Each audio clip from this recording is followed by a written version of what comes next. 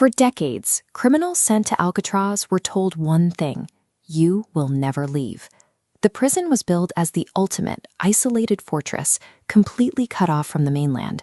But the concrete walls and iron bars were actually the easy part. The true barrier keeping prisoners trapped was the water itself, a freezing 54-degree expanse of fast-moving currents that surrounded the island on all sides. Then, in June of 1962, 3 men decided to test that barrier: Frank Morris and brothers John and Clarence Anglin. Their preparation took months of quiet, agonizing patience. Night after night, they used stolen spoons to carefully scrape away the salt-damaged concrete around the air vents in their cells. When it was finally time to go, they needed a way to buy time. So they tucked highly realistic dummy heads into their beds, crafted entirely from toilet paper, plaster, paint, and real hair swept up from the prison barbershop, fooling the night guards who walked by. The 3 men climbed up the plumbing pipes, slipped off the prison roof, and crept down to the water's edge. There, they inflated a makeshift raft patched together from 50 stolen raincoats and pushed out into the dark ocean. That was the last time anyone ever saw them. They vanished, leaving behind an enduring 60-year-old mystery.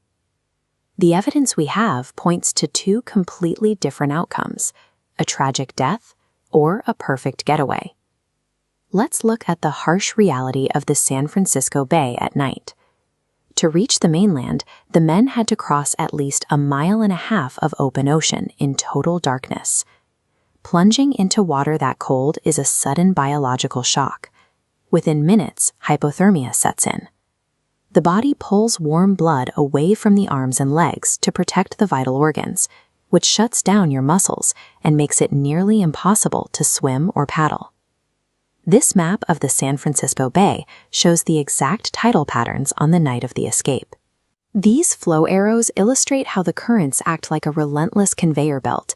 They were pulling straight outward, powerful enough to drag a flimsy raincoat raft away from the city lights and out into the deadly open sea. And the physical evidence backs this up. Days later, search teams found torn pieces of the raincoat raft and a discarded life jacket floating in exactly these outbound currents. But the most crucial piece of debris they recovered was a sealed waterproof bag floating in the waves. Inside were precious personal family photographs belonging to the Anglin brothers. Think about the mindset of a person trying to survive. If you successfully make it to shore to start a new life, you keep your most cherished memories with you. You do not leave them bobbing in the water. Between the freezing biology, the outward tides, and the abandoned personal effects, the raw environmental science points to a clear conclusion: the men drowned. But there is another way to view the same evidence. We are talking about highly intelligent men who spent months planning every detail. It is hard to believe they would carefully build a raft, but completely forget to check the daily tide schedules. Then there is one glaring piece of evidence that is nowhere to be found.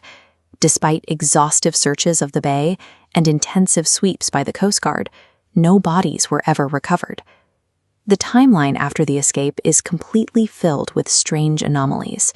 For years, the Anglin family received unsigned Christmas cards in the mail, carrying handwriting that closely matched the missing brothers. The silence finally broke in 2013, when the San Francisco police received a handwritten letter. The author claimed to be John Anglin, now an old man, stating that all 3 had survived and lived their lives in hiding. The family also aggressively investigated a photograph handed to them by a family friend. It shows 2 men, bearing a striking resemblance to John and Clarence, reportedly taken on a rural Brazilian farm years later. Under this theory, the debris in the water takes on a completely different meaning. The torn raft and the bag of photos were not left by accident. They were intentional decoys, tossed into the bay to convince the police that the men were dead, so the authorities would stop looking. To believe they survived, you have to accept that these men viewed the deadly ocean as just another prop in an elaborate magic trick. This brings us to the ultimate frustration of the Alcatraz escape.